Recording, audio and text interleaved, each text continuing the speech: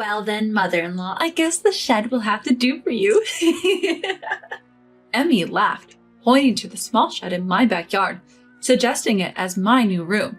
Matilda, Emmy's mother, not only failed to correct her daughter, but joined her in laughing at me. I was boiling with anger at their behavior. It was bad enough with Emmy alone, but now Matilda, an outsider, was conspiring to kick me out of my own home? I had been tolerant of their antics up till now, and all my considerations had been continuously ignored. I've had enough, I thought, and I immediately called a moving company. So I'll be moving out. What? They still thought I was joking and kept smirking. Leaving them behind, I grabbed my game changer bag and stormed out. I'm Jenna, 72 years old this year. After my son got married and moved out, I divorced my husband. Living alone in this house, a part of the divorce settlement that was once full of family life, I cherished the peace. One day I got a call from my son Trevor. He mentioned Emmy, his wife, wanted to give birth at her in-laws' place. Please, Mom, I'm swamped with work and it's tough for Emmy alone. I don't mind, but wouldn't she prefer her own parents' home? She says she wants it at my place, that's fine, right? Feeling slightly pressured, I agreed. There wasn't any inconvenience to me. However, not probing deeper into why Emmy chose my home over hers led me into a whirlwind of chaos. Hello, mother-in-law, it's been a while. Please take care of me from now on. Yes, of course, make yourself at home. I decided to offer Emmy the room previously used by my son, considering her luggage. Initially, I tried to be thoughtful to Emmy, assuming she might find some inconveniences since she just moved. However, Emmy quickly showed her true colors, beginning to constantly antagonize me. I made a veggie stir-fry for lunch. What, you expect me to eat something that plain? A pregnant woman needs all kinds of nutrients, right? I was hoping for something a bit more special. It seemed Emmy was never pleased with anything I did. From the day she moved in, she found things to nitpick. She'd complained about the meals I made, said my cleaning was too loud, and had various other grievances. I thought maybe it was just pregnancy mood swings and tried to be patient. But when she told me my footsteps were too noisy and that I should stay out of the room, it really threw me for a loop. Moreover, she used the excuse of feeling stressed in this house to go out for a walk and come back with a beer in hand. Even after numerous warnings about alcohol during pregnancy, she'd blame me for her stress and somehow turned it into my fault. You really have a knack for stressing people out, don't you, mother-in-law? I'm just doing what's normal and I haven't even said much. Playing that I'm not in the wrong card again? If you're so stressed out, it's not good for the baby. Maybe you should consider moving back to your parents' home. Emmy would frequently criticize me with a snarky tone. When I'd ask if I had done something wrong, it seemed she simply didn't like that I wasn't doing everything she wanted. She never helped with meals or chores and acted like she was some sort of princess who deserved to be waited on hand and foot. Of course, I wasn't going to entertain such behavior, which only seemed to escalate her antagonism. Oh great, it's sad for the grandchild to have a stress-inducing grandmother like you. That's when I realized the real reason Emmy wanted to give birth at our place. Her haughty attitude was something even her own parents couldn't handle. Hey, Trevor, about Emmy. Yeah, about that. Try to get along, okay? My son Trevor had a hectic work schedule and could only visit us on weekends, so I thought he should spend his brief stays bonding with Emmy. However, as Emmy's attitude got worse and worse, I couldn't stand it anymore and approached Trevor for advice. But it seemed that Emmy had already painted me in a bad light to him, and Trevor's response was pretty cold. Emmy's pregnant. Let her do what she wants sometimes. You mean it's kind to serve alcohol to a pregnant woman? I didn't say that. Just occasionally cook something she craves. Had the clueless mother-in-law perhaps suggested to her son Trevor to say that to me? Yet Emmy criticized the meal I'd prepared, considering her pregnant state as subpar. She completely ignored my consideration for her. Even when I explained that it was impossible if she didn't try to meet halfway, Trevor wouldn't listen. Anyway, Emmy's belly is big now, don't stress her out. Trevor, please listen to my side too. What's your problem with Emmy? Have you become a spiteful mother-in-law? To Trevor, Emmy's behavior probably seemed like some kind of pregnancy blues. In fact, Emmy was only calm when Trevor was around. But there was no way I could get along with Emmy, who clearly looked down on me with malice and kept trying to boss me around. Yet I was flabbergasted by Trevor's attitude, who, consumed by his work, wouldn't listen and shifted the blame onto me. Taking advantage of the fact that Trevor rarely visited due to his job, Emmy's actions, seemingly designed to trample over my goodwill, increased. Mother-in-law, there are some baby items I'd like. Really? They're a bit expensive from a brand, but maybe you can buy them as a gift from you? What Emmy showed me was a catalog for a baby stroller and crib that cost a whopping $1,000. Though I hesitated at the price, I agreed since it was a gift. I offered to buy them after the baby was born, but she insisted on getting them immediately, so I ordered them online as she requested. But I shouldn't have let her manipulate me like that. Emmy personally received the package delivery and seemed to have discussed something with the delivery person, having it sent elsewhere. Oh, did you send it to your house? If you'd told me, I would have sent it there from the start. No, that's not what happened. Emmy showed me something on her phone with a cheeky grin. At first, I didn't get it, but it looked like Emmy had sold the baby items I bought online to someone else. Why would you do that? They weren't the things you said you wanted. Well, you got the wrong items, didn't you? Please get it right next time for my cute grandchild, okay? Without even checking what was inside the delivered box, Emmy shamelessly said I got the wrong items and laughed gleefully. I sold them for a good price. What should I buy with this money? She mused out loud with a smirk, making sure I could hear.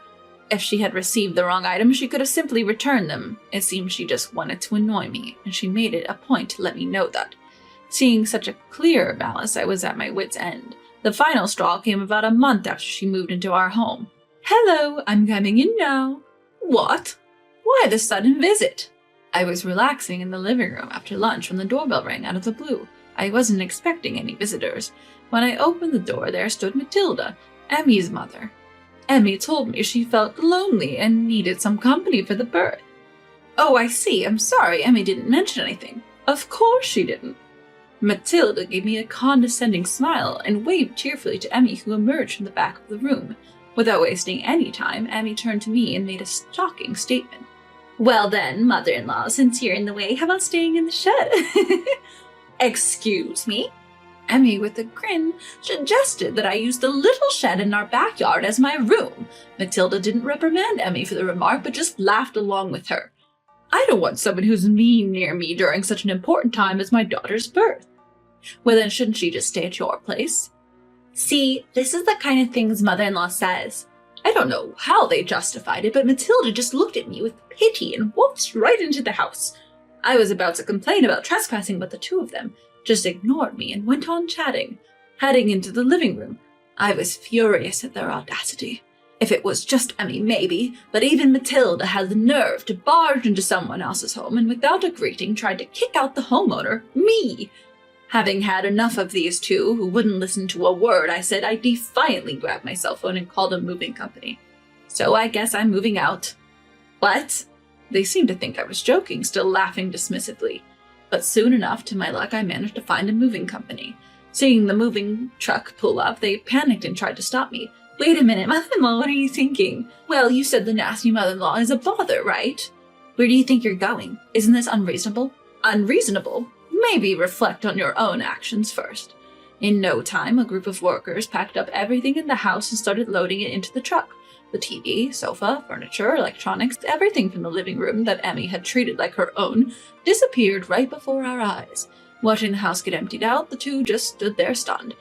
How are we supposed to live here with no furniture? Well, remember, I'm the nasty mother-in-law, so I don't really care. Is this how you treat pregnant women? Considering how you've treated me, I wouldn't call it human behavior. Anyway, I'll leave the rest to you two. Leaving a still loudly complaining Emmy and her gang behind, I headed towards the hotel. The luggage I had hastily removed was temporarily taken care of by the storage service, so I decided to enjoy a rare day out. For a while, my phone was flooded with calls from Emmy, but I ignored them, relishing my moment of freedom. After a relaxing dinner, I finally took a call from Trevor, who seemed to have finished his work. Hey, Mom, what's the deal? Really, Trevor, I don't remember doing anything to deserve being yelled at over the phone. It seems like Trevor had also heard some twisted version of events from Emmy. I filled him in about Emmy's mother unexpectedly barging into our home, and now they tried to kick me out into the shed. But Trevor brushed off my side of the story, insinuating that it was some fiction spun up by my cunning daughter-in-law. Emmy said you'd been mean to her all along, and she had no choice but to seek help from her mother. Well, if that's the case, shouldn't she have gone back to her own home? Why drag her mother to mine? You must have pulled some trick to stop Emmy from leaving. I felt a headache coming on dealing with Trevor's baseless accusations. Cutting him off as he went on about not understanding why I'd leave Emmy with her family, I said, looking at something I'd prepared earlier, if you're so sure about all this, you have some evidence to back it up, right? What evidence? What are you talking about? You can't possibly make your mother the villain without a shred of proof, right? All I need is Emmy's word. That's ridiculous. I was ostensibly kicked out based on such ludicrous claims. I sternly rebuked Trevor and told him to come to our house over the weekend. Intent on confronting those who painted me as the convenient villain, I decided to return home the following Sunday. Oh, have you come back so soon with regrets? As I approached our eerily quiet house, Emmy acted like she owned the place, greeting me with her typical audacity. I wondered how she was managing in our home stripped of all its furniture. It appeared that Trevor had brought in bedding and other items by car from his house. If you give back the furniture and appliances, now maybe I'll forgive you. Why should I give back what was originally mine? Showing no signs of remorse, I called over Trevor and Matilda, producing an item I had taken from our home. It was my personal video camera, which had been secretly recording Emmy's usual behavior. What's that? As you can see, it's a video camera. It captured your usual attitude quite well. With that, I pressed the play button. The sound of Emmy's voice echoed loudly in the living room, making all three of them turn pale. Mother-in-law, are you really going to make a pregnant woman eat such poor food again today? It's a meal considering the nutrients a pregnant woman needs. I wouldn't recommend the fried chicken you always buy from the grocery store. Still, I wish you'd let me eat something better. At first, it was just bratty conversation, but as it continued, both Trevor and Matilda were glued to the screen, watching Emmy's deteriorating behavior. Is Trevor always working because he's an incompetent son who can't do his job? How can you talk about your own husband that way? But isn't it true? So engrossed in attacking me, there were scenes where Emmy didn't hesitate to hurl verbal abuse at Trevor. Another scene showed her complaining about Trevor on the phone in the living room, loud enough for me to hear. Emmy desperately tried to stop the video, but Trevor intervened. Cornered by Trevor, she became flustered. What the hell is this, Emmy? Didn't you say my mom was bullying you? This isn't what it looks like. What's different? How could you say such terrible things? While Emmy, cornered by the two, was searching for a way out, I continued playing the recording. It clearly captured the conversation about the $1,000 baby item she had previously forced me to buy. Unable to stand it anymore, Emmy lunged at me, screaming loudly, "Why are you doing this? Why did you even record this? This is a breach of my privacy." "But Emmy, you lied. You told me Mom was taking the money I gave you. What did you really use it for?" "I can't believe this. I came here to protect you from your mean mother-in-law, and you do this? I keep telling you it's not like that. I haven't done anything wrong." They kept arguing back and forth, each blaming the other. Tired of watching them justify themselves and hurl insults at each other, I raised my voice as loud as the three of them combined. "Enough is enough." What's going on, Mom?" "This isn't about what's going on. You come into someone's house, do as you please, and without evidence you accuse them. Shouldn't you apologize to me first before defending yourself?" I'm sorry, Mom. Mrs. Jenna. I truly apologize. Why should I? If you think you did nothing wrong, should I let others watch this and decide? I apologize. Watching the three of them finally understand the truth and realize their mistakes, I felt a sense of relief. A few days after the confrontation, I heard that Emmy decided to give birth at her parents' house. Apparently, Matilda had only heard Emmy's side of the story and was furious, saying, "My daughter has embarrassed me." As a result, Emmy wasn't pampered like she was at my place and was going through a tough time with her pregnancy. As for Trevor, he was furious at Emmy for deceiving him and was considering divorce. Though it wasn't really my place to get involved, I was taken aback by the call I received from Trevor under the guise of seeking advice. "I'm thinking of getting a divorce and living with my kid. What do you think?" "What do I think? First off, how do you plan on managing that with your busy work schedule?" "I was thinking Mom could help us out a bit." "You've got to be joking. That's a hard no from me." Trevor, seeming to have never expected my refusal, persisted. "It's your cute grandchild, you know." I held my head in exasperation at Trevor's convenient arguments. "Oh, you mean the grandchild of the son who doesn't listen to his mother and the daughter-in-law who tried to defame someone with lies?" "Don't talk like that. The child isn't to blame." "You didn't call me the nasty mother-in-law, right? With such a grandmother, you'd be worried about what she might do to her grandchild, wouldn't you?" Seeing my intentional spite, Trevor realized any further arguments would be in vain and backed down. With the matter settled, I promptly ended the call. "It's true, the child who's about to be born isn't to blame, but I'm under no obligation to care for them." I decided to decline promptly, not wanting to get involved with Trevor or Emmy again because of the grandchild. However, maybe I could send some sort of gift. The $1,000 I was made to spend on baby items by Emmy was later refunded to me by Matilda. With that money, I decided to replace the sofa that Emmy had taken over, which had left a bitter memory. After getting rid of some furniture and cleaning up, I returned to my home, now refreshed and back to the peaceful life I used to have.